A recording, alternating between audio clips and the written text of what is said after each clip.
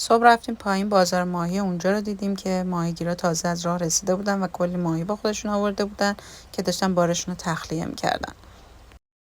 اومدیم بالا و دوباره عروس دامادا اومدن، کلی عروس داماد می اومدن اونجا فیلم‌های عروسیشون رو می‌گرفتن و وسیم که از بچه‌های روستای بریس بود و می اومد اونجا پیش ما بود چند روزی رو.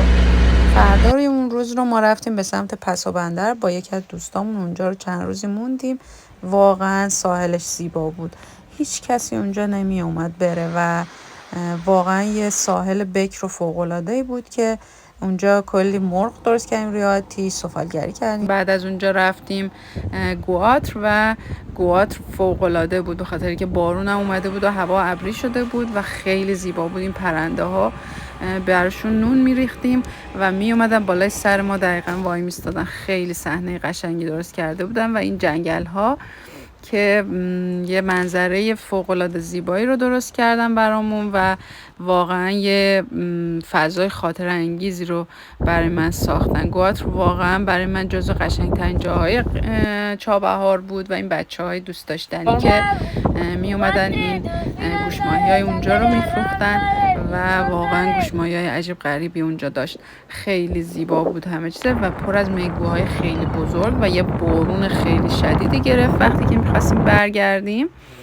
و جاده رو خیس خیس کرده بود. یه جا پارک کردیم جای کوههای مریخی و برچسب الباقی برچسب‌های ماشین رو زدیم با هم دیگه و کمی در ساحل اونجا که فوق‌العاده زیبا بود و پر از این سنگ‌ها که من بهشون میگفتم سنگ‌های پدیکوری قدم زدیم. غروب تماشا کردیم که فوق‌العاده زیبا بود و لذتش رو بردیم و پر از این ژلفیش ها بود که واقعا عجیب غریب بودن و بازار قدیمی چابهار رو دیدیم.